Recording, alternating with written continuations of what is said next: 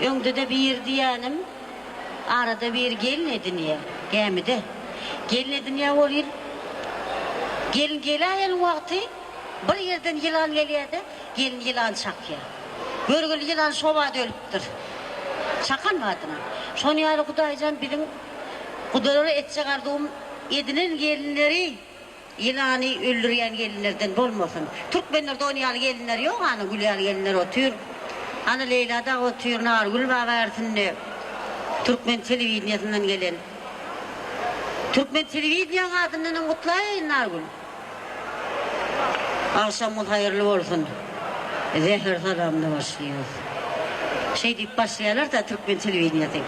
Leyla'nın adından kutlayan anırda oturuyor. Yaklay olur sözün kutlaydı dedi. Aydımlı öz aydır yönemen Leyla'nın adından kutlayan. Şu yerde oturanların hemmedine de tanrı etmeklerine hayiş ediyen bir topargıylar bulap pırçap yerindik başak bir uruyalara. Yani Türkmen halk tantı lezgin kadiydi olin moşnu ayarlar hassa deyip bir çıkarlar. Türkmenin hakiki öğütan dekeni. Ağay davay da diyecek. Lişni kıydaki böküye davay da üç kedek şaat yokordun aşaklığına. Türkmen gelinle bir lezgin kan oynayarlar bir hiri diyen. Ödem şu moşnu gelinler bir hiri ödünü dokundur ya. Moşnuna görüyen bol bardak bolla bolçuluk. Yaşlılara terediyen var şıva buraya şun gel bir metafor olan ne paniyatını şeyle mi olanlar? Taşlarla şeyle düşünüktü. Şunu yalı olmuyor. Şunu yalı ya şıva bura. Yani Türkmen'in öyle şeyle. İlki kıydı gelinledin valanlarına vakfı cağaş görgülüğün çepek vücedini hali solayıptır deyip iyidirip başlayanlar.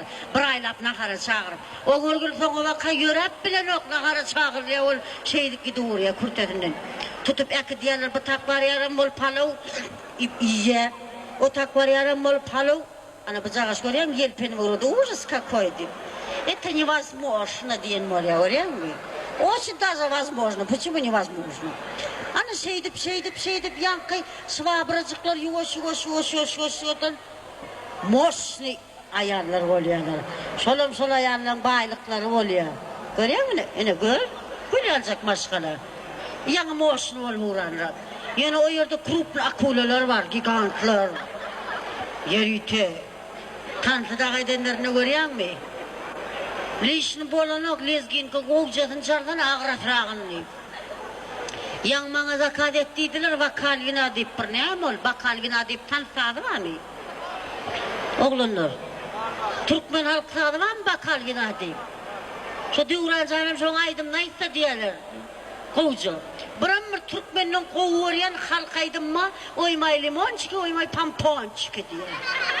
Şu pamponlak koyuyorsan şunları. Pamponlak der, pamponlak.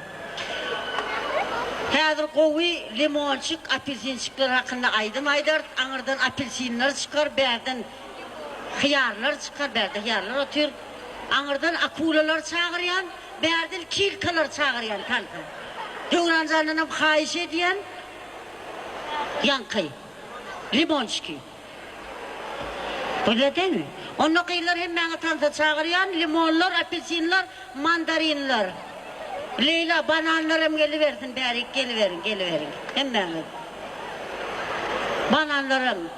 O ne oluyor o banan diye. Hayfına değiştim ben diye Leyla görüyor musun? Arada Leyla geliyor ki önünden bir tanlık çıkıptır. Sonuna kalışını görürsün de. Tanlık görünü dahi. Ah deyip. Tanlık ağır da götürülmez. Ah diye. Höyt deyip görüyor musun? Arada gurruna diyorlar Leyla görünmedi olin. Ay Leyla avaza gidiptir olin. Delfin süreptir deyip. Leyla delfin sürelmeden delfin Leyla sürer mi? Leyla'nı iyice kurbanlardan çıkıptır delfin. Delfin çıkandan Leyla da vaktana dönüyin delfin zala.